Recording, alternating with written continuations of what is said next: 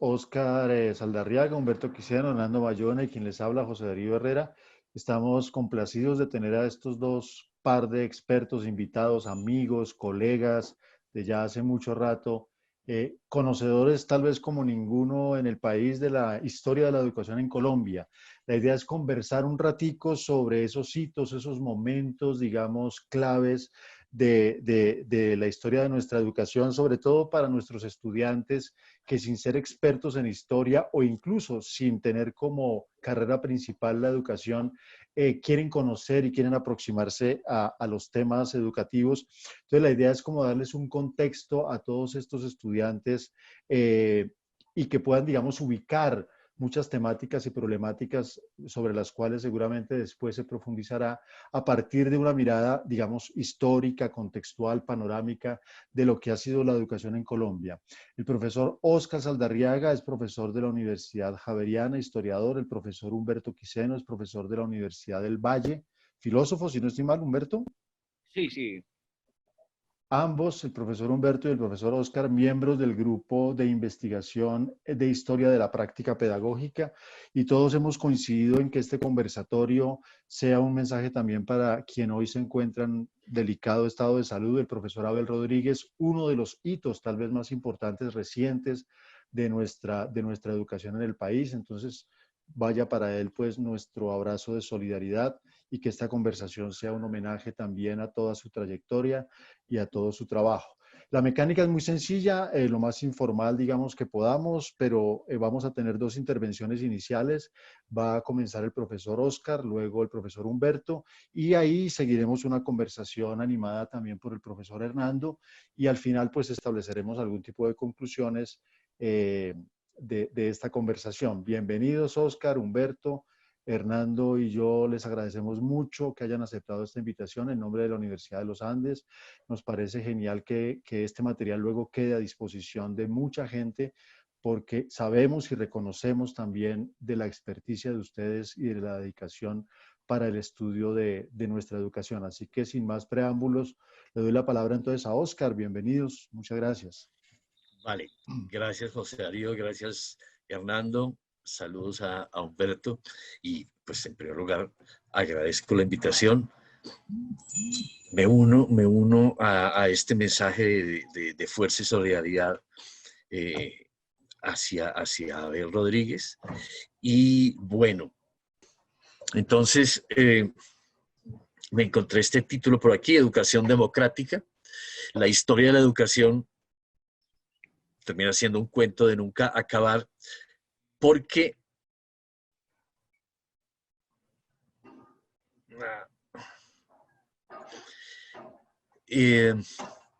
se trata de una situación paradójica. Cuando José Darío me invitó a presentar los hitos, pensé, bueno, esos hitos siempre forman parte de un relato. ¿Qué relato contamos? ¿Qué relato podemos contar hoy? ¿O qué opciones de relato tenemos para contar la historia de la educación? Y esto funciona un poco no, bastante, con la paradoja del famoso vaso medio lleno o vaso medio vacío. La promesa educativa de la modernidad es enseñar todo a todos. La frase la anunció Comenio, uno de los fundadores de la pedagogía moderna, en 1657, pero se demoró varios siglos en que el imperativo pedagógico de la modernidad, que todo fuera enseñado a todos. Es decir, a partir de ahí comenzamos la pelotera de quiénes son, qué es todo, todas las ciencias, qué parte de las ciencias, los elementos de las ciencias, los rudimentos, y todos, quiénes son todos. En la época de Comenio no eran las mujeres, bueno, hay que reconocer que Comenio como buen protestante sí incluyó a las mujeres en sus escuelas, pero todos, los altos, los blancos, los negros, etcétera, ¿quiénes son todos? Los ricos, los pobres. Entonces, por eso es más que hablar de hitos, enseguida voy a mostrar que habría que hablar de encrucijadas o bifurcaciones, inspirándome en el historiador de las ciencias Michel Serres. Todo hito en realidad es un doble camino. Y la dinámica de estas bifurcaciones es que efectivamente, mientras si la promesa es llegar al 100%, en la modernidad nos propone que el todo a todos es el 100%, nuestra historia sería la historia de cómo las sociedades y los estados van llenando ese porcentaje paulatinamente. Entonces, los gobiernos van diciendo, les hemos dado vamos en el 40%, vamos en el 100% de cobertura en primaria, pero el 60% en secundaria y el 20% en superior. Y del otro lado, los pueblos, la sociedad civil, reclaman esto a partir de cierta época como un derecho. Ustedes no nos han dado sino eso, tenemos que luchar para que lleguemos al 100%. Entonces, en ese juego, a la gente que le falta ve el vaso medio vacío y lo que los estados ofrecen o las sociedades ofrecen es el medio lleno. La noticia lamentable es que de aquí en adelante vienen esas estadísticas pesadas, pero más pesado es el mensaje que nos mandan esas estadísticas. Los resultados recientes de la situación educativa en Colombia son, no sé, la palabra dramáticos, lamentables. Pero antes de entrar a esas estadísticas, quería darme el gusto de presentarles a Horace Mann, que es un reformador demócrata norteamericano, y más o menos hacia 1850 lanzó esta frase que confirma el estado de la realización de la promesa educativa.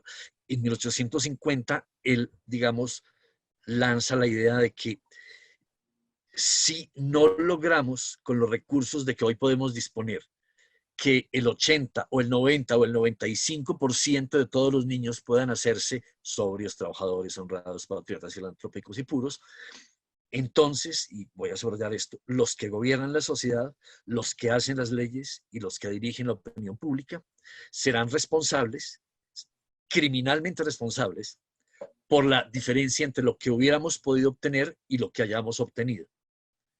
Entonces, la historia del vaso vacío es una historia dramática porque somos criminalmente responsables de no lograr los más altos cumplimientos. Y entonces estamos graves. Estos son estadísticas que me llegaron en estos 15 días de la misión de educadores y sabiduría ciudadana que está lanzando Claudia López. Son estadísticas completamente recientes. Si ustedes ven aquí, esto es dramático. Las tasas de tránsito de la secundaria a la superior, de la media a la superior, son, perdón, a ver si logro aquí mover las imágenes. Sí, exacto. La oficial tiene 41.7, o sea, los chicos que salen de colegios públicos, solo el 41 pasa inmediatamente a superior. De los privados, solo el 56%, digamos. Entonces, existe una brecha de 15 puntos entre los dos sistemas. Esto me parece más dramático aún. En la oferta en educación superior en Bogotá, el 29%, solo el 29% es oficial y es privado el 71%. Hay otras tablas entonces de valores de matrículas y eso hace que esta diferencia oficial-privada sea dramática en términos de costos de acceso. Y sin tomar los resultados de Julián de Zuviría en pruebas de manejo de lectoescritura, la cifra de Zuviría es ni siquiera el 1% de los estudiantes colombianos adquieren habilidades de lectura crítica para entrar a las universidades. Aquí hay esto es complicado porque las dos pruebas saber de noveno y 11 están valoradas sobre dos estándares distintos. La primera de 300 y 320 está sobre 500 y la de 53.2 y 54.2 está sobre 100, pero más o menos sería en 320 para urbano en 2017, sobre 500 significa que estamos en 3,2. Y las que son sobre 100, 54% son alrededor de 2,5, digamos, si fuéramos a usar esas tablas. Y entonces, ese es el nivel de calidad en competencias. Entonces, ¿cómo hemos llegado a estos resultados tan dramáticos? Y recuerden también el diagnóstico brutal de Mauricio García. Hay un verdadero apartheid educativo en el sistema educativo colombiano. La educación para ricos es cada vez más selectiva y la educación pública es una educación para pobres, también selectiva en el sentido inverso. Entonces, cada decisión en la educación es una bifurcación, y una bifurcación en el sentido o no democrático o democrático. Pues en el largo plazo, podemos hacer una historia optimista de progresos tecnológicos, pero cada progreso tecnológico tiene siempre un costo de inequidad social. Tú introduces una innovación y la innovación genera de inmediato especialistas y segrega los que no alcanzan ese nivel. Entonces, las bifurcaciones son siempre de doble costo. Lo mismo el crecimiento poblacional. Tienes una población más amplia, más rica, más diversa, etcétera, pero significa un endurecimiento de la lucha por los recursos. Sobre todo porque el tercer factor, que es, si lo tomamos desde la colonia hasta hoy, una progresiva especialización de las labores letradas, es decir, de todo el sistema educativo que enseña a leer y escribir en todos sus niveles de especialización, pues van constituyendo una pirámide jerárquica de saber, lo opuesto a lo democrático. Entonces, son contra estas tensiones estructurales contra lo que un sistema educativo democrático tendría que, o la construcción de un sistema educativo democrático tendría que presentarse. Y entonces, apenas empecé a hacer la lista de fechas e hitos, casi, digo, no, esto en el poco tiempo que tenemos tampoco es posible, pero creo que primero vale la pena presentar la cosa como en tres grandes bloques o tres grandes modelos de sistema educativo que hemos tenido en nuestra historia moderna, que comienza cuando Colón desembarcó en las playas y hasta hoy. Entonces, hay tres grandes modelos, estructuras de organización educativa, y la primera es la evangelización. Curiosamente, la evangelización lo pongo de los siglos XVI al XXI, porque uno podría pensar que la evangelización fue un asunto solo de los primeros años de la conquista, pero si pensamos que durante todo el siglo XIX, el XX y hasta hoy, el sistema de misiones sigue manteniendo comunidades indígenas e internados, la evangelización no ha terminado. Pero se encuentra en la encrucijada con la educación propia. Los indígenas cada vez más empiezan a decir, frente a la evangelización, nuestro sistema de educación propio. Eso es una línea que está hasta hoy viva, está hoy en nuestro tiempo presente. Y ya dos grandes sistemas organizados, porque todavía se discute si la evangelización fue un sistema educativo, no me meto en eso ahorita, pero el sistema educativo colonial, desde el siglo XVI al XVIII, que fue caracterizado básicamente por las universidades a partir de las facultades de filosofía, ya hago una precisión sobre eso, y el sistema educativo republicano que se construyó con un sistema escalonado de ascenso de la primaria al bachillerato y luego a la superior, de este modo, para darle a la gente una imagen rápida de todos esos siglos y sobre todo un proceso que nos costó a los historiadores mucho trabajo entender, porque siempre hablamos de universidades, desde el siglo 1604, la Universidad, el Colegio Mayor del Rosario, la Universidad Javeriana, todas ellas venden hasta hoy su imagen de instituciones de gran tradición histórica porque nacieron en la colonia.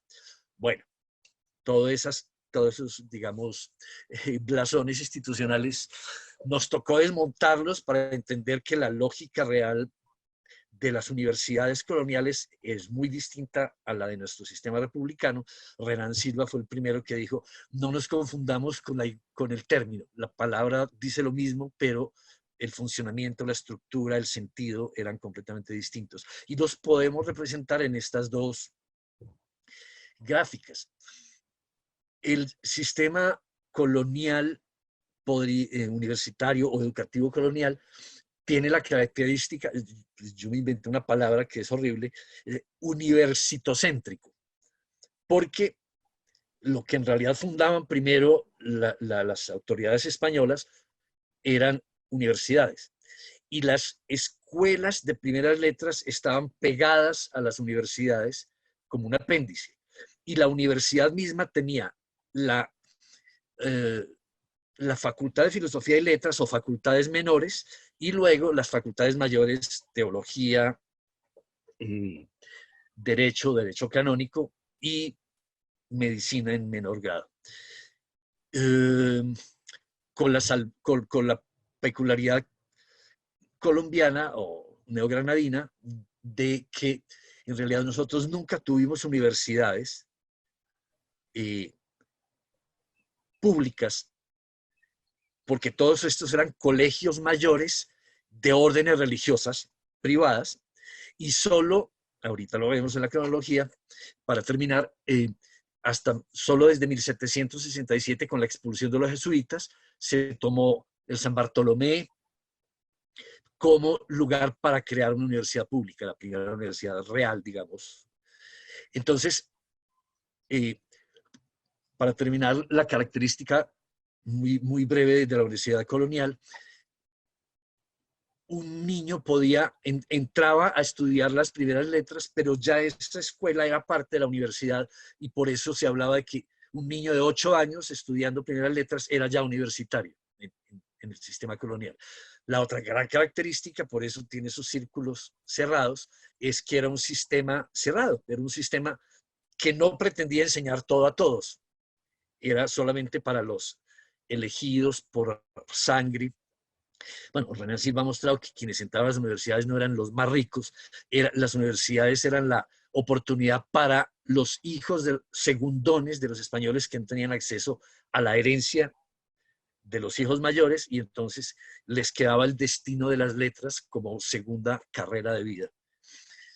Bien, y el sistema escalonado republicano o moderno, que realmente en Colombia fue muy tardío, el bachillerato como espacio intermedio entre la primaria, intermedio y continuo, porque aquí en el colonial no había continuidad, y los niños que estudiaban las primeras letras podían meterse a las clases de derecho de los mayores sin importar la edad, ni mientras supiera, estaban mezclados.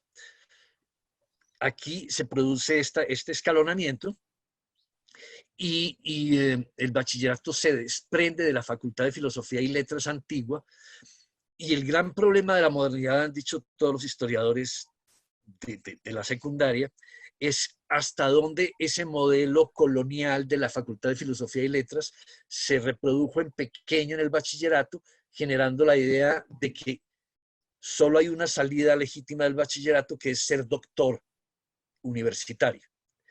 Y entonces esto generó un modelo bastante cerrado, que vamos a verlo también en esta cronología, que es, bueno, ya brevemente ya presentaron un panorama rápido.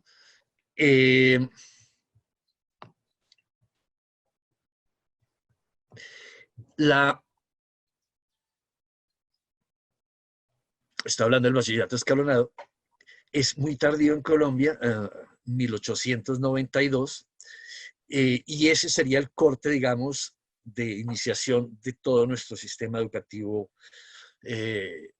democrático contemporáneo. Volviendo así rápidamente a esta cronología, y pensando en los hitos, es decir, que siempre en los hitos como encrucijadas, la evangelización, volviendo a hacer un recuento rápido, la evangelización como hito fue efectivamente un genocidio cultural, pero genocidio fue el de los indígenas norteamericanos, que ni siquiera les dieron oportunidad de hablar.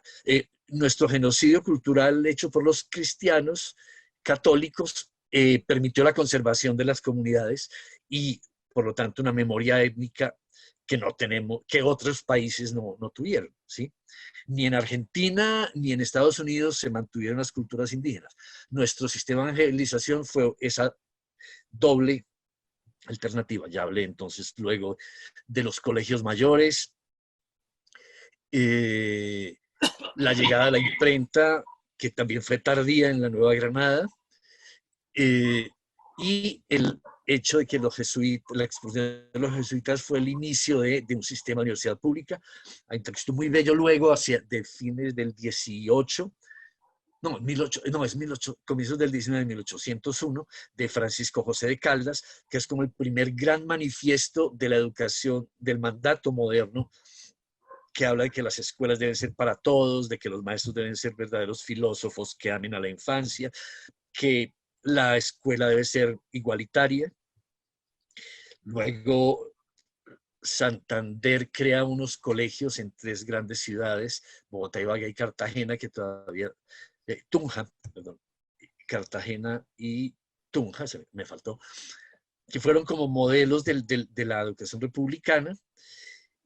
Pero todo esto combatiendo con esas facultades de filosofía y letras heredadas de la colonia. Por eso en 1850 los liberales decretaron la libertad de enseñanza, que es uno de los más curiosos episodios de nuestra historia, porque radicalizando la postura liberal de que no debe haber monopolios de nada, entonces tampoco debería haber monopolios del saber. Es decir, no debía haber títulos universitarios. El saber debía ser reconocido por la sociedad a la persona que mostrara saber. Entonces se abolieron los títulos universitarios, salvo el de farmacéutica, y esto pretendió desmantelar ese sistema colonial que hemos descrito, donde pesaba mucho lo universitario, y trató de que con la libertad de enseñanza proliferara la iniciativa privada de fundación de colegios y universidades. Nosotros hemos dicho que el sistema educativo colombiano es privatizado como si fuera un efecto de hoy.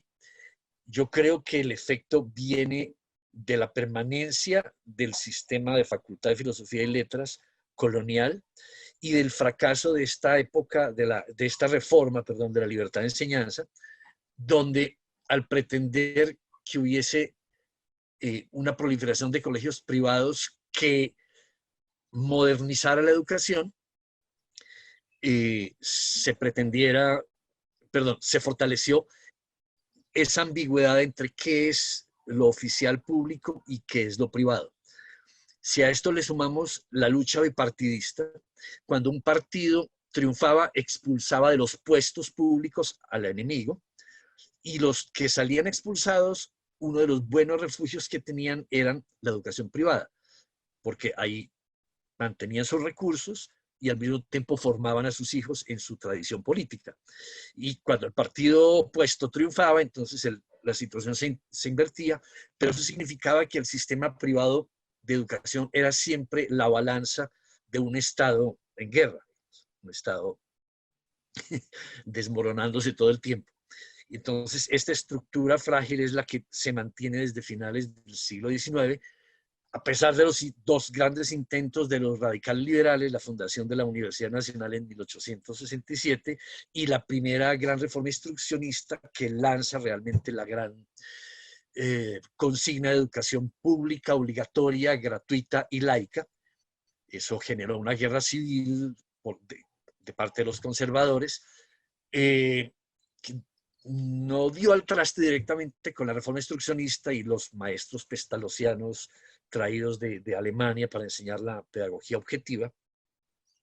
Esa es un poco nuestra época dorada de la gran reforma moderna liberal, que se desmanteló con la regeneración, y el bachillerato escalonado, que sería nuestra entrada al sistema educativo moderno, se hizo bajo el concordato con la Iglesia Católica, lo cual entregó todo el modelo de la secundaria a las comunidades religiosas docentes, que lo hicieron con su estructura renacentista, humanística, reacia relativamente a las ciencias. Bueno, eso es para discutir, pero digamos, fue el modelo del colegio católico de secundaria el que se impuso a partir de esa estructura, mientras, digamos, en México o en el Cono Sur, los positivistas tomaron la educación secundaria como un proyecto de Estado. Y aunque se conservaron ciertas universidades libres, liberales, privadas, la nacional, o sea, lo privado no es siempre sinónimo de negatividad, porque en cierto momento de monopolio católico, la universidad externada y la libre podían mantener el pensamiento liberal como en islotes. Y luego viene un evento que me gustaría reseñar que es un poco despreciado. Es la misión alemana que llegó, no le puse la fecha ahí, en 1923. Es el gobierno conservador de Pedronel Ospina, pero Pedronel Ospina y esta, la conservadora con Carlos Restrepo, son unos conservadores, digamos, modernizadores. La misión alemana plantea una reforma educativa de todo el sistema, que es la primera reforma que propone una democratización del bachillerato, bifurcándolo y organizando un sistema de secundaria donde haya salidas hacia lo técnico y solo algunas salidas hacia los doctorados, los doctores universitarios. Después, estudiando otras cosas, descubrí que esa es una gran propuesta, se llama la escuela única o unificada, que ha sido la bandera, digamos, de los movimientos socialdemócratas en Europa desde fines del siglo XIX, y es la construcción de un sistema secundario público policlasista, fuerte, donde todas las clases sociales se socialicen entre sí y que tenga una formación básica, secundaria básica, común para todos, y luego unas salidas diversificadas, pero no escalonadas a quiénes son los doctores y quiénes son los tecnólogos, sino que se le da un valor igual, incluso de educación superior, a la formación en artes, en ciencias, en literatura, en tecnología, etc. Entonces, esa fue otra ocasión, otra bifurcación perdida en donde el modelo democrático educativo fue rechazado por la Iglesia Católica y mantuvo este sistema de bachillerato clásico. Y luego, después de la fundación de la Escuela Normal Superior en el 47, que fue otro momento de liberalización de la educación, de ingreso de ciencias, de nacimiento de las ciencias sociales y las ciencias duras, la antropología, etc. Un hito que no alcancé a poner ahí es una nueva reforma en el sentido de la escuela única o unificada en 1957 con Rojas Pinilla, y ahí, hay que decirlo, todos los educadores privados se unieron contra esa nueva reforma del bachillerato como una reforma democratizadora. Desde Nieto Caballero, Gerardo Molina, el marxista de la Universidad Nacional, y por el otro lado los jesuitas, Félix Restrepo, y todos los conservadores, los liberales y los marxistas se unieron contra esa reforma democratizadora de diversificación de la secundaria, y de la educación superior.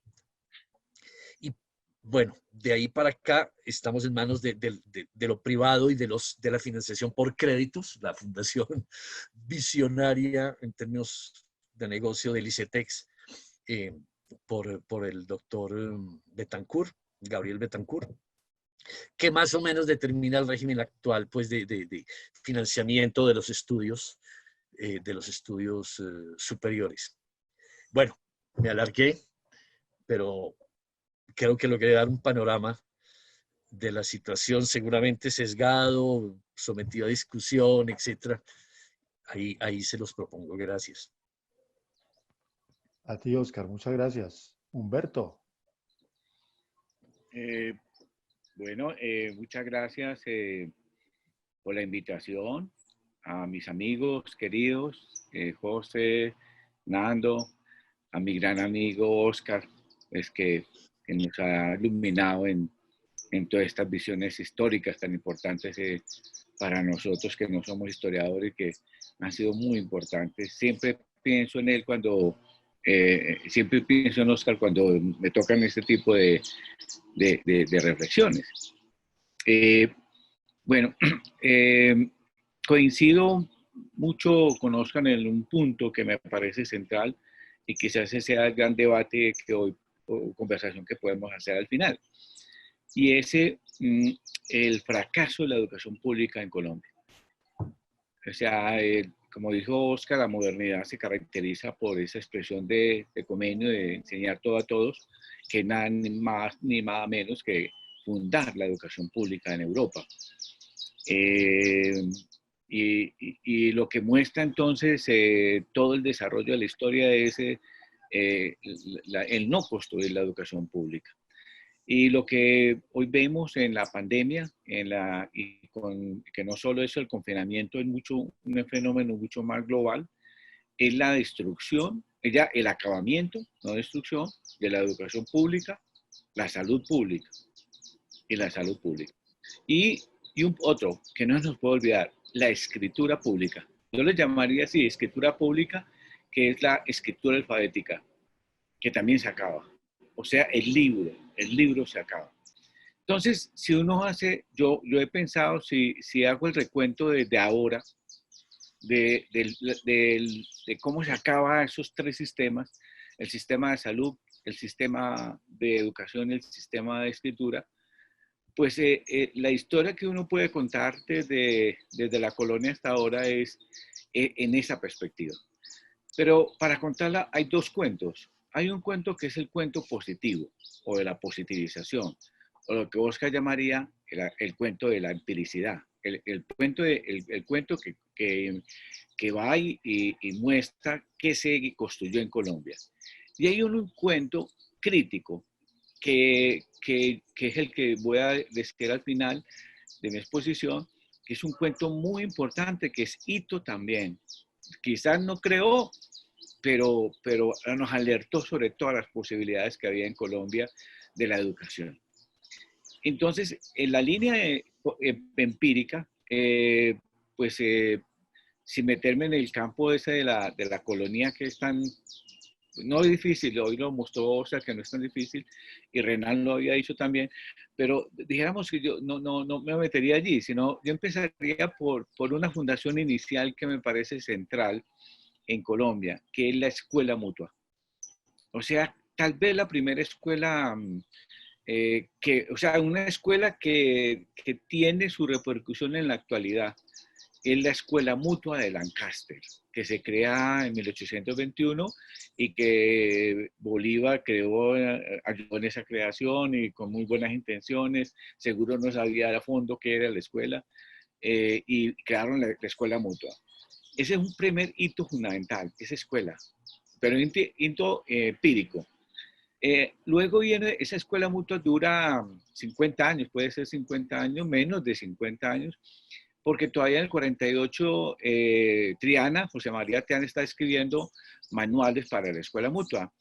Y quizás es el primer intento serio de crear una escuela que sea la que va a durar hasta la actualidad. Y y que Triana logró pues, mantener con sus libros, sus manuales de enseñanza, y que va hasta la Reforma Radical del 63.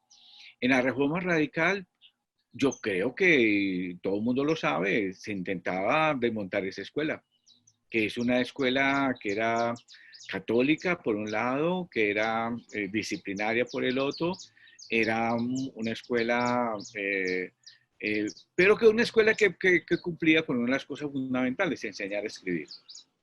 Y enseñar a escribir era muy importante, es que eso es lo que se termina con la pandemia. Entonces, por eso conecto la escuela mutua con ahora, porque ahí la primera enseñanza de la escritura, que no estaba en la colonia. Me corrige Oscar después, pero creo que no estaba en la colonia. Es enseñar a escribir, y todas las clases eran enseñar a escribir. Eran 9 clases de enseñar a escribir, y había que enseñar a escribir, porque era muy importante enseñar a escribir. Para poder, el que supiera escribir, podía ser ciudadano, podía ser alguien importante. Si no, no. Bueno, en todo caso, ese proyecto duró un tiempo hasta la Reforma Radical, y en la Reforma Radical, pues vieron que los radicales pues que eso era católico, que eso era pues primitivo, completamente autoritario. Entonces intentaron crear, obvio, una educación un poco más abierta, que, o sea, intentan pensando en el problema de lo público. Entonces era la inspección del Estado, la creación de las 20 normales que crearon, la creación de la escuela normal, de la revista de la escuela normal, la enseñanza obligatoria gratuita, laica. O sea, es importante la reforma radical por eso. Pero la reforma radical no acabó con la escuela, con esa escuela mutua. O sea, con sus bases esenciales.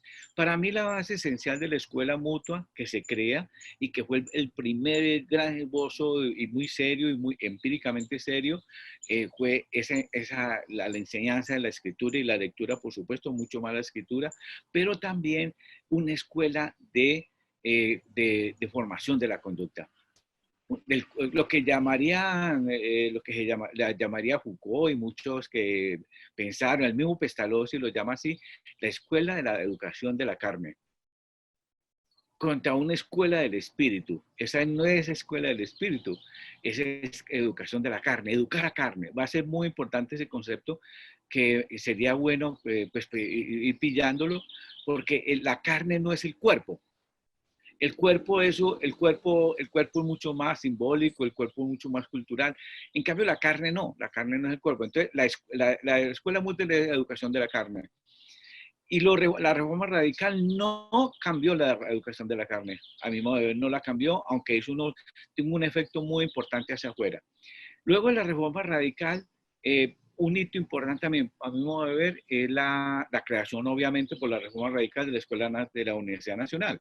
Indudable, es la primera universidad seria, moderna, en Colombia, muy importante para muchas cosas, que es producto de la reforma radical. Y luego la reforma radical, la guerra de las escuelas, el demoramiento del proyecto radical, viene un hito importante a mi modo de ver, que es en la pedagogía y en la educación, que Oscar lo conoce muy bien, el libro de Martín Restrepo Mejía y Luis, pues que es el hermanito menor, que escribe Elementos de Pedagogía. Elementos de Pedagogía es quizás el primer libro de pedagogía de todo el siglo XIX o hasta ahí.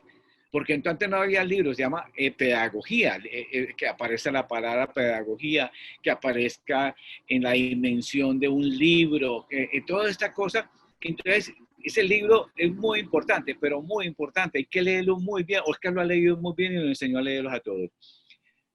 Pero ese libro es una cartilla. Ese libro es una cartilla, no es un libro, no es un tratado, sino una cartilla. Por su estructura, pues no voy a explicar por qué es una cartilla, pero bueno, en mi reflexión, un libro es una cartilla. ¿Qué quiere decir cartilla y cuál es el problema? Que mantiene la escuela mutua por ser cartilla. La mantiene, escuela mutua creada en el 21 y estamos en el 85, o sea, 60 años, donde mantiene el modelo cartilla, el modelo de que pensar la educación y la pedagogía bajo una estructura de cartilla. Yo estoy escribiendo una cosa, yo decía, hoy les digo a ustedes cartilla, pero para mí es un catecismo.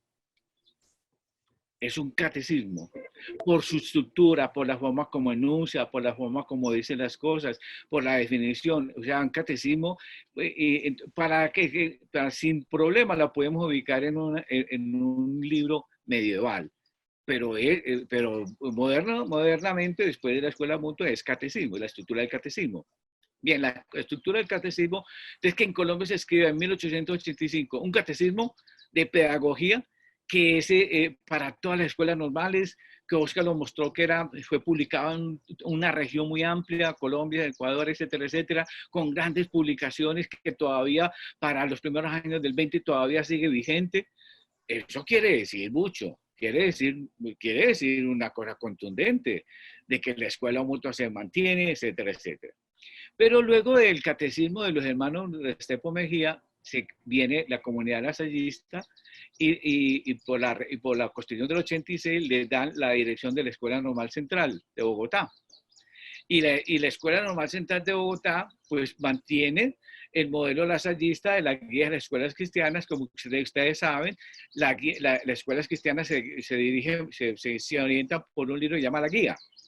Entonces, otro catecismo. La guía es otro catecismo, de la conducta. Los mismos elementos de pedagogía, un catecismo, y la escuela mutua, un catecismo.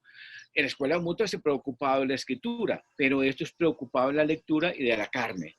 La dirección de los hermanos cristianos. O sea que la dirección de los hermanos cristianos tiene la escuela normal hasta el año 30, hasta Olaya, hasta la presidencia de los liberales. O sea, entonces, si uno hace ese recuento largo, viene de la escuela mutua hasta el 30. En esa larga duración hasta el 30. Y en el 30, increíble, o sea, el 30, los liberales del 30 no pensaron ese problema de la escuela, pensaron el problema del libro que hay allí, los libros, la escritura que hay allí, el proyecto que hay allí. Obviamente, Oscar tiene toda la razón, es un proyecto privado. Es un proyecto particular para un grupo particular. Ese proyecto de educación para todos, yo creo que en Colombia nunca lo pensaron. Y los liberales radicales, que fue el primer momentico del 63 al 85, del periodo de los liberales radicales, ellos pensaron un proyecto de educación pública muy estatal, muy en el orden del Estado, pero no en el orden de la escuela pública.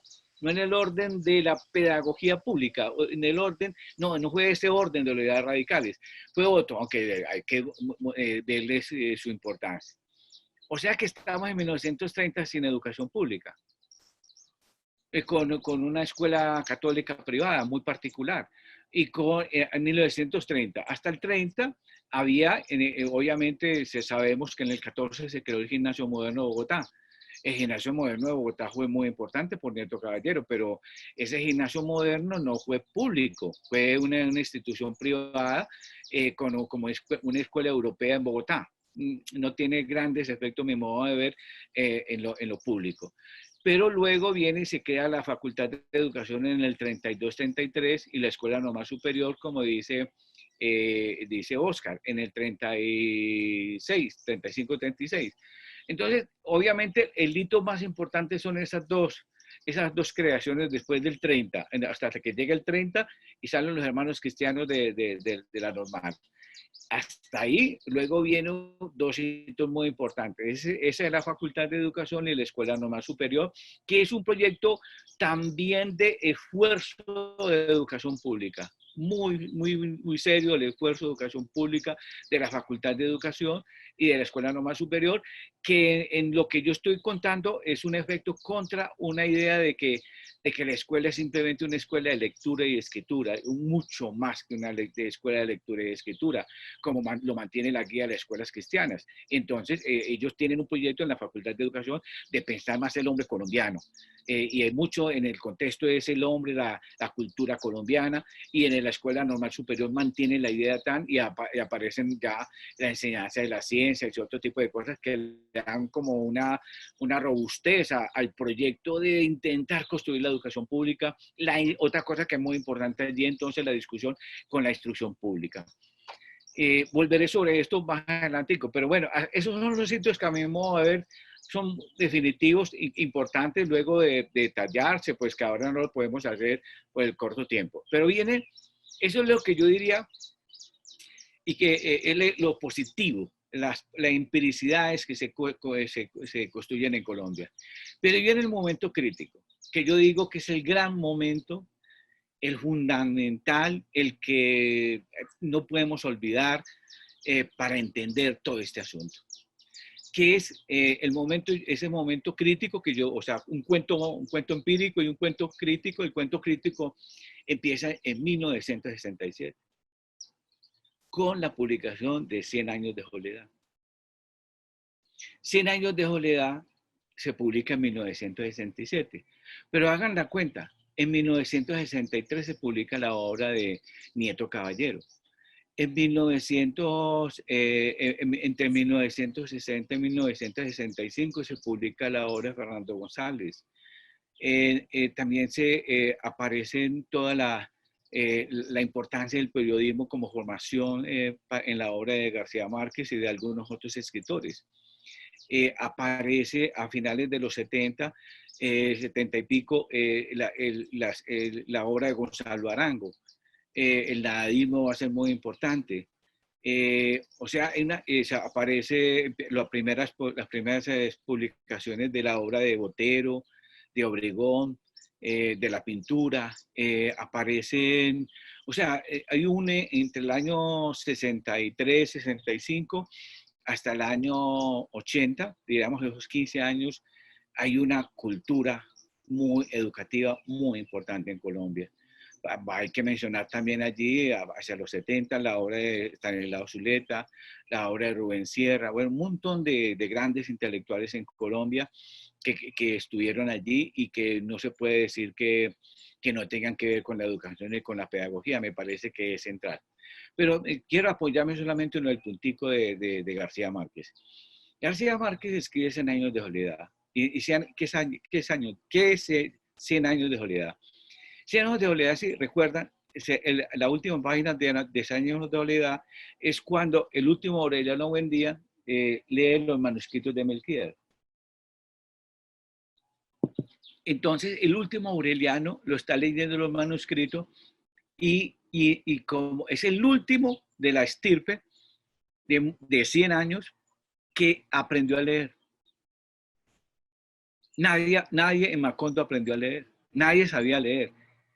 O sea, pero piense, ¿y quién es Macondo? Pues claro, todas las cartillas dicen que es Colombia. Pongamos que sea Colombia. Bien, viene bien al cuento. Es Colombia. 100 años. ¿Qué ha pasado? Publicaron en el 67. 100 años es, ¿qué? 1867. Pero alarguémosle un poquitico. 1930, 1820.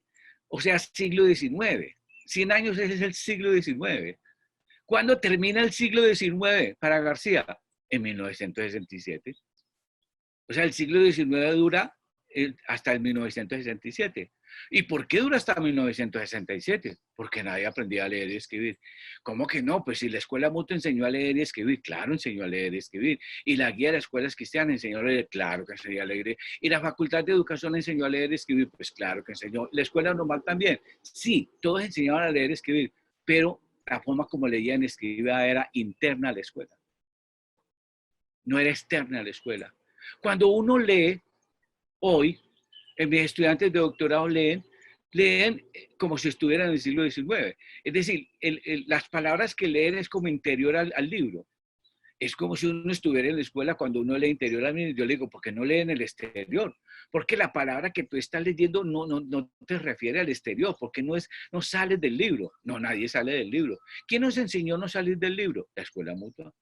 ¿Quién más? La guía de las escuelas cristianas. ¿Quién más? La Facultad de Educación de 1932. ¿Quién más? La Escuela Normal Superior. O sea, hasta García Márquez. Y García Márquez, cuando Aureliano lee los manuscritos de Melquiades, dice, Dios mío, está hablando de mí. está hablando de mi familia, está hablando de los Buendía, está hablando de Macondo. No es interior, no, la palabra no es interior, sino exterior, es histórica la palabra, la interpretación.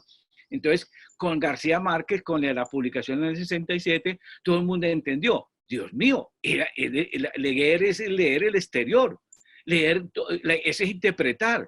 No habíamos leído en Colombia hasta el 67.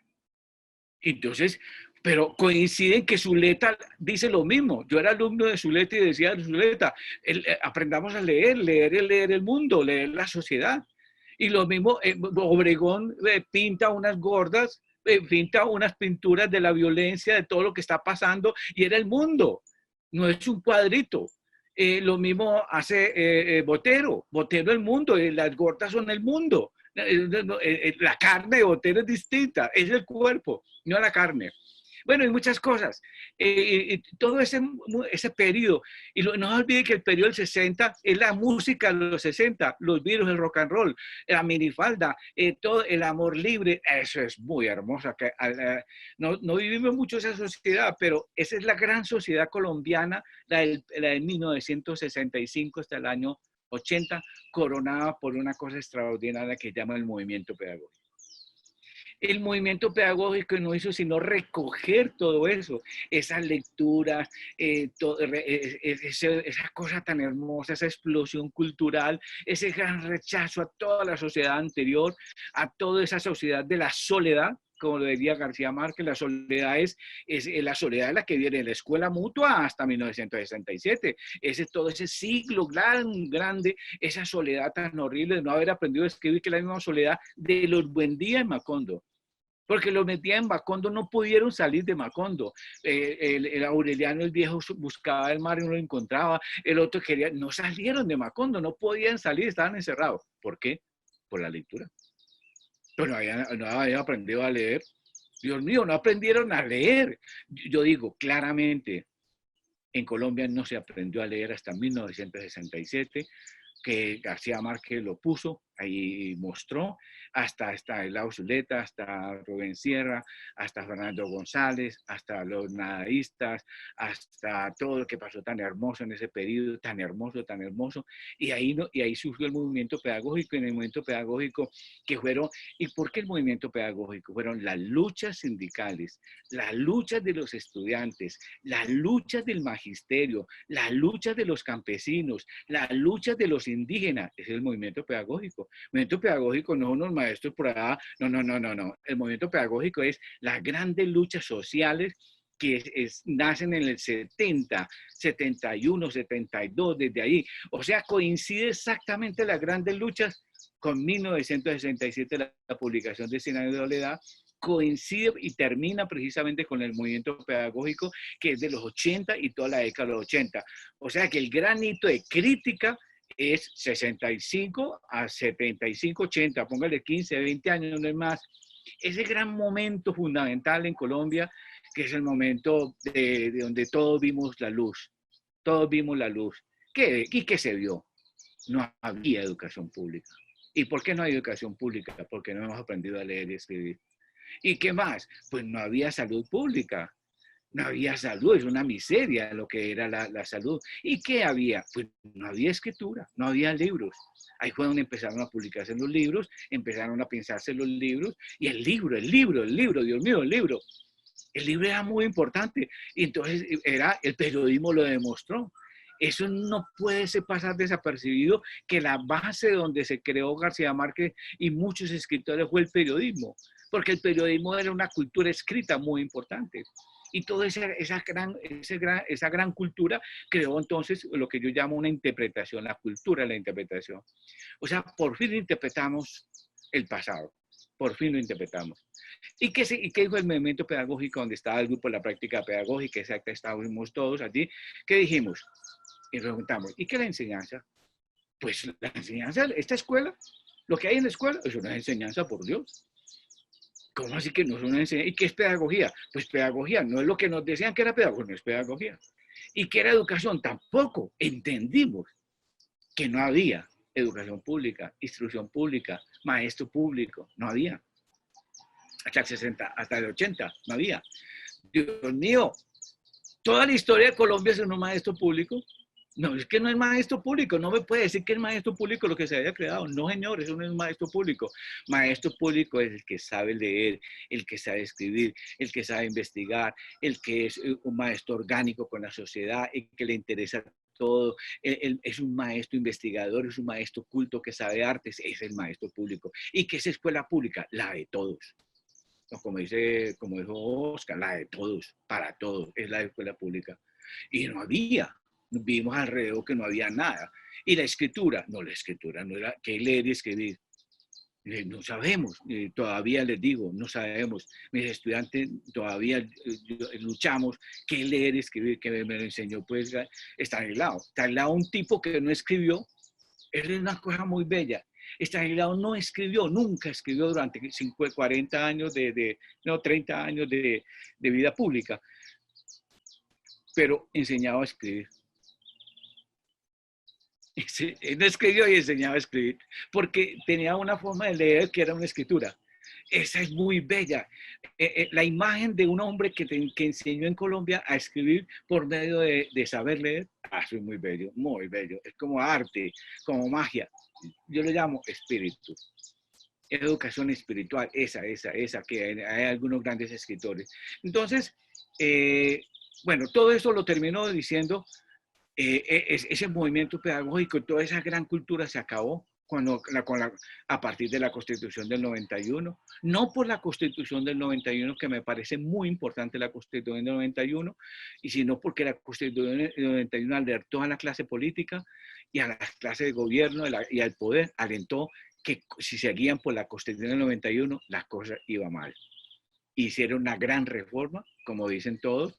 Javier Rodríguez mostró en un libro maravilloso de él, mostró cómo se reformó la Constitución del 91 y cómo se reformó la Ley 115 del 94. Pasó por 50 reformas hasta que la destruyeron por completo. La Constitución del 91 y la Ley 115 del 94, que eran muy progresivas en muchas cosas. Javier Rodríguez muestra que eso no quedó en nada. ¿Y quién se encargó de eso? Pues nada menos que los 8 años del gobierno de Uribe, de la revolución educativa. La revolución educativa, la contrarreforma, absolutamente de eso. Entonces, terminamos en la pandemia y el confinamiento, donde ya no hay salud pública. ¿Por qué el confinamiento? Pues que no hay salud pública. Si hubiera salud pública, no había confinamiento. Entonces, si no hay salud pública, pues confinamiento. Y no hay confinamiento, pero tampoco se acaba la escritura y el libro. Ya no podemos leer libros. Ya no podemos leer libros. La escritura es una escritura virtual. Se acaba el libro. Las librerías se han cerrado, todo se acaba. O sea, si uno lo compara con el año 65, 75, esa hermosura de cultura a esta, qué tristeza, por Dios. Enseñando por vía virtual, enseñando todo lo que significa todo ese mundo de la palabra, toda esa cosa. Entonces, eso es lo que me parece a mí que esta visión es muy pesimista, pues digamos, obviamente, porque muestra que a dónde terminó todo, pero lo que pasa es que sí tenemos que buscar la forma de salir de allí. Muchas gracias. A usted, Humberto, yo creo que quedamos todos con la sensación, incluyendo a Oscar, de si puede haber una versión optimista de nuestra educación o de nuestra historia de la educación. Yo creo que es dramático lo que ustedes dos contextualizan, presentan. No sé si Hernando quiera continuar con la conversación, Sí, pero muchas gracias. Sí. Me parece muy interesante y esas visiones y la pasión con la que la cuentan me parece también muy emocionante. Y se pone muy emocionante porque sí hay una visión un poco optimista, pero también puede uno puede pensar en todo este periodo en temas tan complejos como ese relacionamiento entre la iglesia, el poder y la escuela, ¿cierto? Cómo la escuela se constituye en un lugar en el cual pues el poder confluye también, ¿cierto? Al final del día, en las reformas que ustedes nos muestran, también es una forma de mostrar cómo el poder influye en la escuela. Cómo podemos en algunos momentos pasar de escuelas públicas oficiales a escuelas a educación no obligatoria y solamente para un grupo de personas. Y eso de alguna manera muestra ese poder que tiene lo político y lo social, lo político frente a lo educativo. Y se convierte también la escuela en un, digamos, fortín que se gana por los políticos para poder, digamos, mantener su ideología. Y en todo ese periodo, como también influye lo religioso. Entran algunas, digamos, empresas religiosas a apoderarse de lo educativo y luego en otros momentos sale. Entonces, esa fluctuación hace, un poco como dice Oscar, esas bifurcaciones que nos llevan a no avanzar. Y cuando se piensa en una reforma, digamos, progresista, rápidamente llega otro gobierno y desafortunadamente lo daña, impide que esa reforma se dé.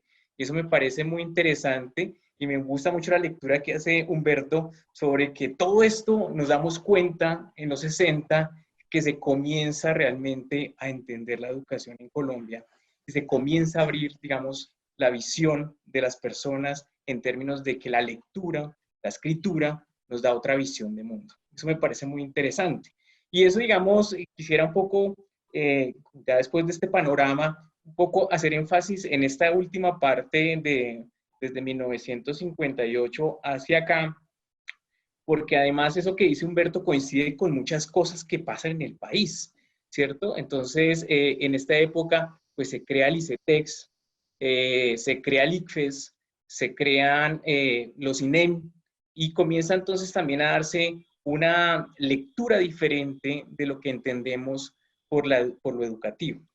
Entonces, con la creación del ICETEX, pues de alguna manera se buscaba, no es el ICETEX de ahora, por supuesto, pero se buscaba de alguna manera poder formar capital humano en el exterior de manera, digamos, importante y poder comenzar a aumentar el capital humano en el país. Es como la función inicial del ICETEX. También se crea el ICFES, que buscaba de alguna manera organizar todo el tema superior y comenzaron a dar, digamos, apertura a nuevas instituciones de educación superior. Y más adelante, ese ICFES se va a convertir también en un lugar en el cual se comienza a hacer es como evaluación de la educación en el país y se transforma su función y ahora se ha convertido más bien como en un lugar donde se trata de medir la calidad a partir de pruebas estandarizadas. Entonces, se comienzan a crear toda una institucionalidad que se viene, digamos,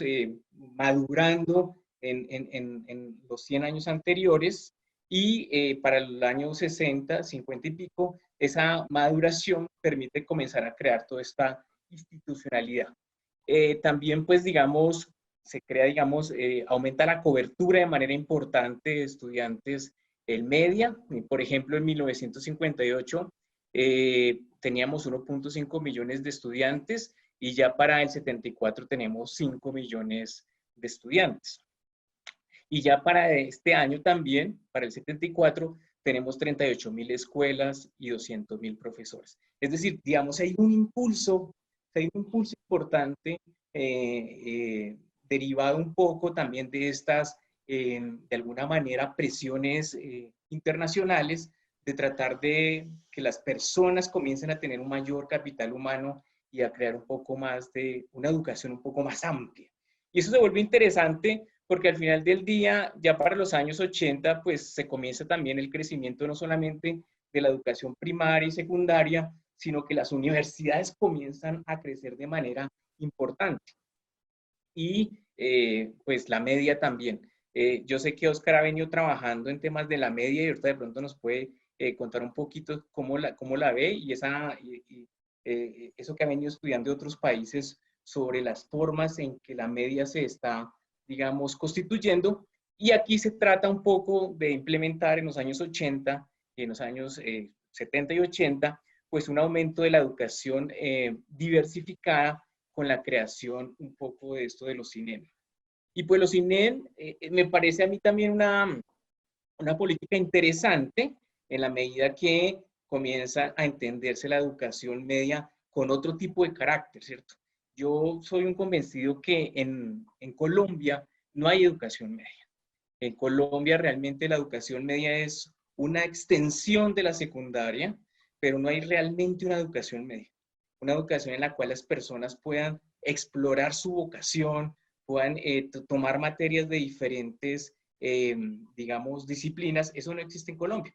En Colombia básicamente es un bachillerato larguito, pero no tenemos esa posibilidad de explorar el arte, la ciencia, la tecnología, y nos quedamos con las materias básicas. Y eso ha sido una lucha y no tenemos, habrán 2 o 3 escuelas medias en Colombia que realmente hacen ese tipo de cosas, una en Medellín y una en Cali, que realmente se enfocan en la formación media. De resto, es una secundaria un poco larga.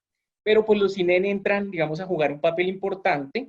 Hay unos créditos importantes también en esta época, digamos, por Estados Unidos, entre los 60 y 67, y estos préstamos y donaciones se van particularmente a la universidad. Hernando. En la educación superior. En esta época nosotros, y creo que ahora todavía, pero en esta época de los 70 y los 80, en Colombia había más universidades en promedio que en otros países en Latinoamérica, pero pues no eran las universidades todas con la mayor calidad, digamos, que uno desearía. Y básicamente, pues se comienza a notar todavía más esa configuración entre lo público y lo privado, y cada vez más lo público comienza a deteriorarse en términos de lo que se entiende. Y incluso hoy en día uno, cuando habla de lo público y lo privado, por ejemplo, Oscar nos comentaba de los colegios públicos y privados, todavía se tiene en el subconsciente que lo público es malo y lo privado es bueno. Y uno ve, por lo menos en Bogotá, una gran cantidad de colegios privados que son de muy mala calidad, que son privados no solamente de buena infraestructura, sino también son privados de buenos profesores. O sea, hay educación privada de muy mala calidad que se ha venido colando en esta estructura del sistema educativo. Y eso también es importante decirlo. Entonces, lo privado no es garantía de bueno, ni lo público es garantía de malo. También hay universidades y hay colegios públicos muy, muy buenos. Aquí en Bogotá también tenemos unos grandes ejemplos de eso. Entonces, creo que eso también es importante decirlo, y que, digamos, se crea todo este tema de la autonomía universitaria, que 100 años atrás no se daba de manera importante, y ahora tenemos que eso también hay que rescatarlo, todo el tema de la autonomía universitaria cobra valor en la medida en que las universidades de alguna manera se permiten diseñar programas y diseñar carreras un poco que tienen un doble filo, ¿cierto? Esa libertad también permite que se hagan cosas que no son pertinentes y que no son necesarias en algunos casos. Como les decía, pues viene entonces todo este montón de infraestructura del sistema educativo que comienza a configurar un sistema un poco más robusto, la creación inclusive del Fondo Universitario Nacional, que también permite de alguna manera tratar de mirar un poco los fondos con los que se pagan algunos recursos en la educación, y comienzan todas estas reformas, y como lo decía muy bien Humberto, que ya en el 91, digamos, también hay como un nuevo, digamos, forma de entender la educación, que desafortunadamente se contrarreforma, y en los últimos años tenemos elementos claves que me parecen hitos, como por ejemplo el estatuto docente, que arranca en el 79 con el decreto 2277, y que se acaba en el 2002 con el 1278, que transforma la carrera docente, y que también eso se vuelve un hito importantísimo. ¿Y por qué se vuelve un hito? Porque en los dos, si uno lee con cuidado los dos estatutos, se entiende el maestro de maneras diferentes. En uno se entiende como aquel que ejerce o que tiene el ejercicio de la enseñanza, y en el otro es el profesional o el que tiene el título. Y eso ya hace una diferencia importante. Hay unos reconocimientos en el segundo que no se tienen en el primero, y eso también hace unas transformaciones importantes de lo que se entiende por, por ser maestro. Con mejores condiciones, pero con condiciones que no se garantizan. Entonces, yo podría tener mejor salario, podríamos llegar a tener mejores recursos, pero la posibilidad de ascender es una posibilidad que cada vez se nota que es más remota. Y eso es una crítica al nuevo estatuto docente. Entonces, durante todo este periodo, el maestro, digamos, de hace 200 años, con unas precariedades enormes en términos de su conocimiento y lo que enseña, se va profesionalizando, y ya para los últimos años, pues tenemos un magisterio cada vez más fuerte, un poco derivado del movimiento pedagógico y últimamente derivado de que los maestros cada vez tienen mayor formación. En Colombia ya hay maestros con doctorado, hay maestros con maestría, eso hace 40 años no se veía. Entonces, de alguna manera sí se ha venido fortaleciendo por lo menos el magisterio, y cada vez las intervenciones de los maestros en su lucha, de nosotros los maestros en nuestra lucha, pues es una lucha un poco más argumentada,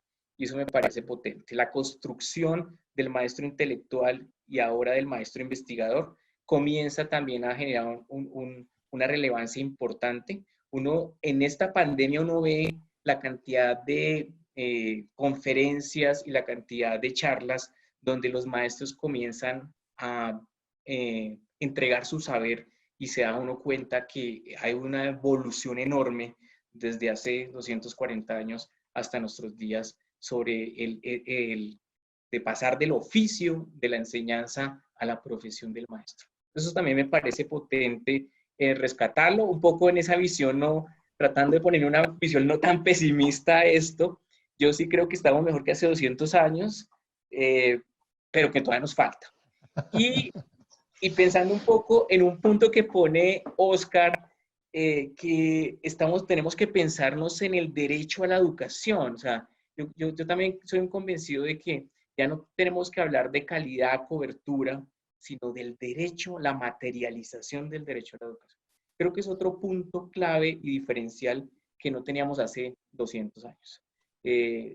Hace 15 años, o tal vez menos, se comienza a hablar de manera profunda sobre la necesidad de mirar más dimensiones de la educación, y no solamente el aumento de niños que van a la escuela y de las notas o de los exámenes, sino que es algo mucho más integral. Y entonces el derecho a la educación se constituye en un elemento importante. ¿Cuándo se materializa el derecho a la educación? Como dice Humberto, cuando la gente aprende a leer el mundo, a escribir en el mundo. ¿Cuándo se materializa el derecho a la educación? Cuando tengo acceso a los profesores de la más alta calidad.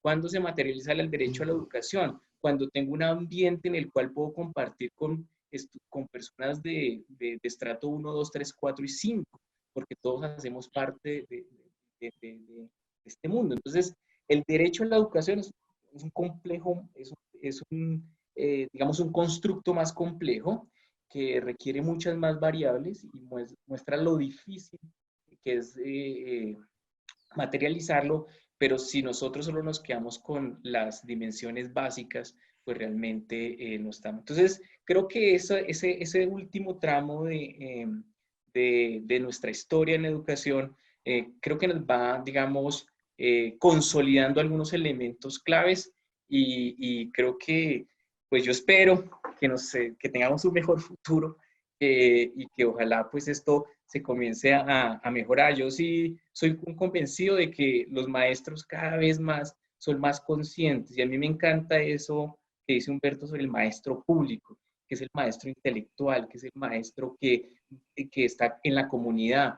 No es el maestro que solamente va por el sueldo, sino es un maestro que construye sociedad. Y con esa esperanza termino mi intervención. Gracias, José Darío. No, hombre, muchas gracias a usted también, y a Oscar y Humberto. Yo no quiero abusar del tiempo de ustedes. Voy a permitir una síntesis muy, muy apretada.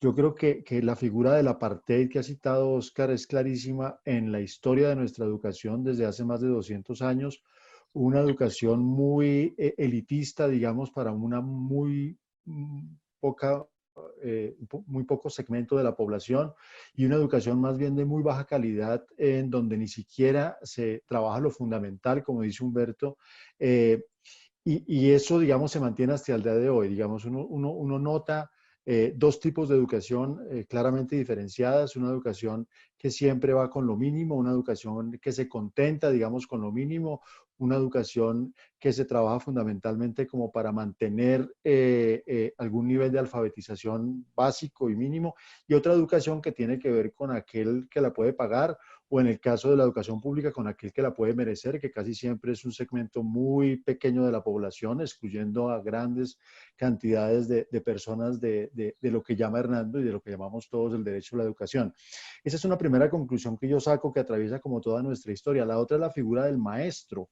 Coincido con ustedes en que no hay un maestro público, no hay una maestra pública en el sentido de esas cualidades de sabiduría, de arte, de ciencias, de aproximación al conocimiento, de pasión por la enseñanza. Tenemos más bien deuda con respecto a la formación de nuestros maestros y de nuestras maestras en por lo menos la historia reciente, pero con mayor vigor seguramente, o con mayor fuerza en la historia más amplia de nuestra educación. Y en eso coincido también con el optimismo de Hernando, que no sé si ustedes lo comparten, Oscar y Humberto.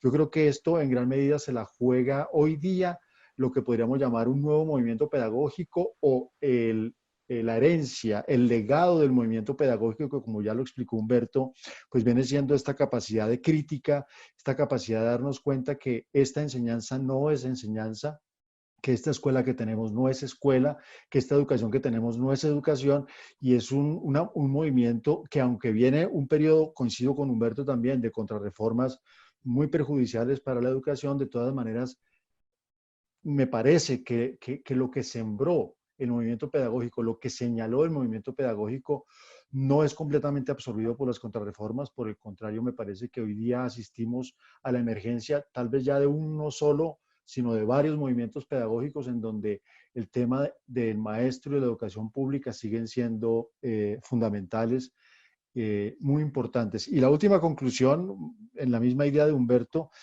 es que no enseñamos los profesores, y también la educación superior ahí, incluso en las mejores universidades, según los rankings, no enseñamos a leer, no enseñamos a escribir el mundo. Tenemos una lectura demasiado apegada al texto, lo que llama Humberto una lectura muy interna, una lectura muy, si se quiere, escolástica de los textos, una lectura también, si se quiere, muy ilustrada de los textos, como un saber por saber, pero muy poca crítica, muy poca interpretación de mundo, muy poca interpretación del lugar propio en el mundo, y por supuesto muy poca también lectura pues de todo lo que nos hereda, digamos, el campo de la ciencia, el arte. Me preocupa muchísimo que cada vez es menos lo que enseñamos, porque es menos el tiempo del que se dispone, porque es más la cantidad de estudiantes a los que hay que atender. Yo creo que tenemos desafíos enormes. Les pido disculpas por esta síntesis tan apretada. Nos queda un ratico, si Oscar y Humberto, en ese orden tal vez, o si quieren invertirlo, quisieran reaccionar un poco a lo que se ha dicho, a lo que se ha mencionado. Oscar, un ratico más, pues, si quieren, si quieren también podemos parar. Oscar,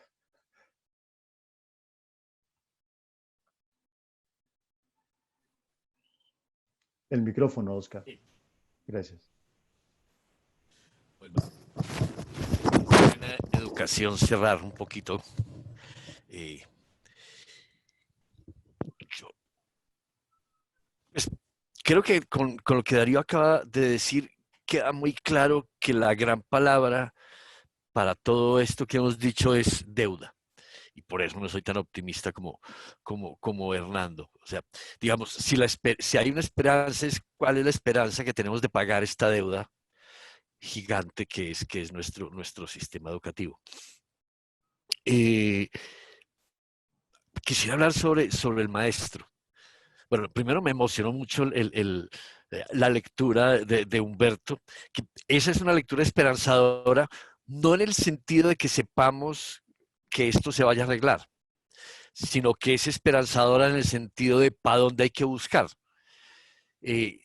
Entender una educación del espíritu y del cuerpo, entender la educación como un proyecto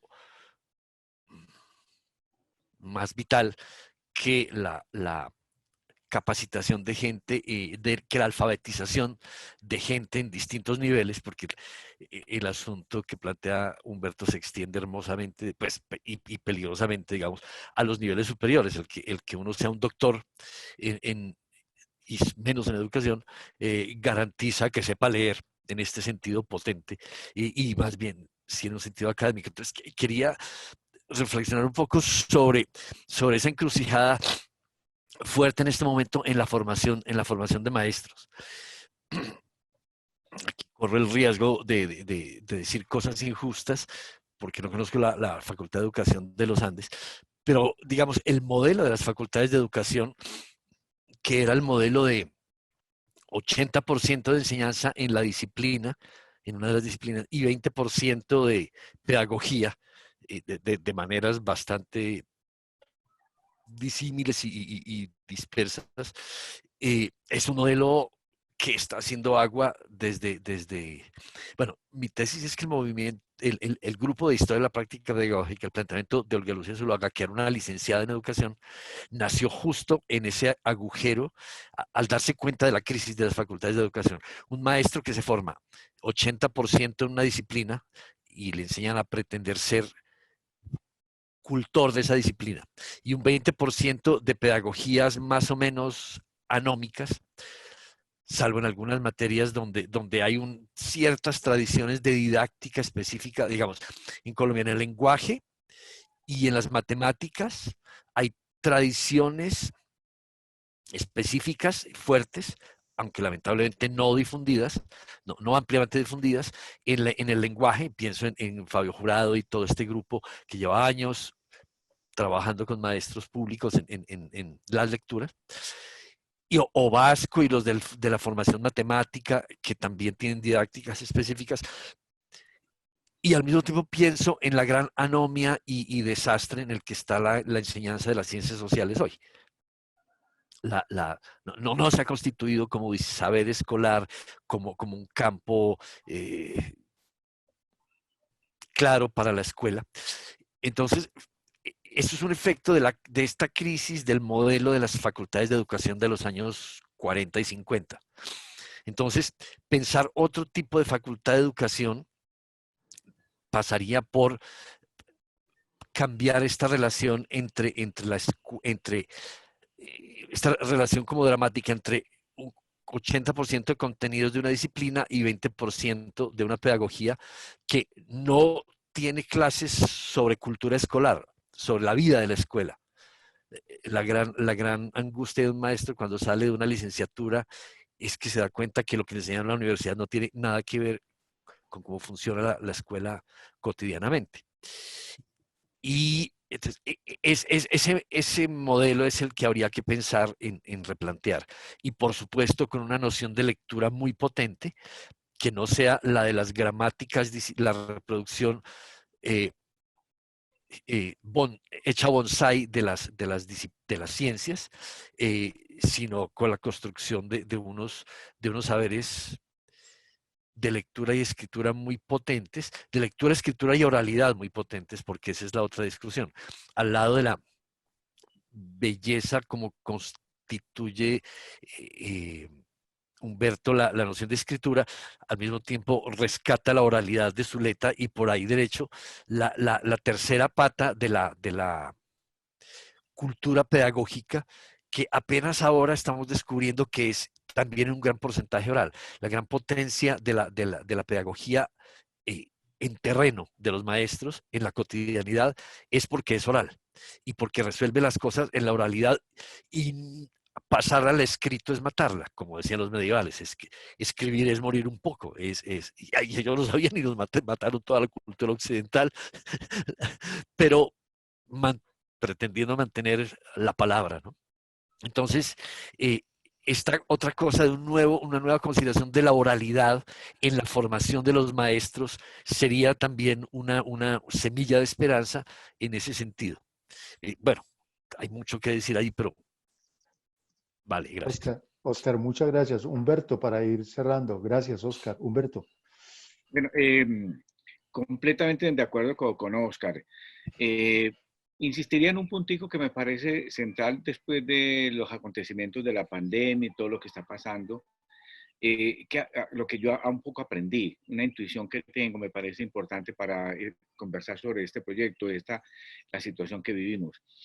Yo creo que, yo creo que en Colombia, eh, pues todo la no construcción de la educación pública, de la instrucción pública, del maestro público, en parte, en gran parte, también se debe al centralismo del poder. En gran parte se debe al centralismo del poder y a un centralismo que es institucional, un centralismo del saber, etcétera, etcétera. Y me parece a mí ver en los últimos tiempos y sobre todo en este último comportamiento de la pandemia, una luz en el trabajo de los alcaldes, más que los alcaldes, las ciudades. Yo no identifico alcaldía con ciudad. Yo identifico ciudad con población y con regiones y subregiones y una especie de superficie que hay allí muy interesante. Diría yo que, por ejemplo, poniendo las cosas así, si Claudia López tuviera autonomía de gobernabilidad, poder de gobernabilidad, podría construir un proyecto de educación público para Bogotá. Serio. ¿Por qué? Porque desde esa región, conociendo las ciudades, conociendo lo que pasa dentro de las ciudades, así empezó la intervención Oscar, la estadística de las ciudades que lo manejan muy bien, conociendo esto se puede diseñar un proyecto de ciudad. O sea, el proyecto de ciudad es alternativo al proyecto de nación, al proyecto social general, y me parece que puede ser muy interesante. Y entonces, diría yo, Colombia es uno de los pocos países que no ha descentralizado absolutamente nada. En parte, Argentina y Brasil son lo que son porque desde el año 1900 tiene descentralización. Argentina tiene las provincias, tiene a nivel de las provincias, tienen las regiones. Por ejemplo, la Universidad Autónoma de la UBA tiene autonomía. En México la autónoma tiene autonomía, tiene un gran poder autónomo y eso no le entra a nadie. Eso es como si fuera un reino. Entonces yo creo, por ejemplo, ellos han construido unas cosas muy interesantes por eso, pero nosotros es un país absolutamente centralizado, donde no existe absolutamente sino un poder, un Congreso horrible. Entonces yo creo que lo que nos muestra ahora el comportamiento de las ciudades es muy interesante. El comportamiento de las ciudades ahora fue muy, muy interesante para alimentar un proyecto de educación pública. Yo estoy convencido de esto. Si los alcaldes pudieran hacer un proyecto de educación público, sería una cosa muy interesante, muy importante, porque lo pensarían desde sus instituciones, desde sus prácticas, con sus regiones, con sus poblaciones. Pero este es un estado absolutamente, es que todo el mundo se asombra de cómo el Ministerio de Educación Nacional tiene un currículo para todo el país. Tiene un plan de aula para todo el país, un PEI para todo el país, pues es una locura. Actualmente una locura, no puede ser. Todos mis amigos me dicen en todas partes, pero ¿está dónde? En la colonia, Dios mío. Y exactamente en la colonia que se empezó a buscar, en la colonia. Entonces, políticamente es muy importante jugársela por esa vía, por esa vía. Me gusta mucho, sigo mucho lo de Claudia, sigo mucho lo de Jorge Iván, por ejemplo, a pesar de que Quintero es uribista y apoyó a Uribe, lo que sea, pero de todas maneras tiene un proyecto regional, un proyecto de ciudad muy interesante. Y entonces yo creo que si pudiéramos, por ahí va unas cosas importantes de pensar, porque no confundamos, hay poblaciones, hay regiones, hay subregiones, hay etnias, hay una cosa muy interesante que puede ser pensada muy bien para un proyecto de regiones con educación pública. Gracias, Humberto. Gracias, Oscar, nuevamente. No sé si Hernando quiera decir algo para finalizar, pero prenda el micrófono, por favor. Agradecerles por este espacio, me parece muy enriquecedor conversar, muy rica la conversación y muy chévere y pues muy, muy agradecido. Yo también salgo con muchos aprendizajes y pues muchas gracias por gestionar este espacio, José Darío y pues todas las personas que están detrás de este tema. Entonces, muchísimas gracias.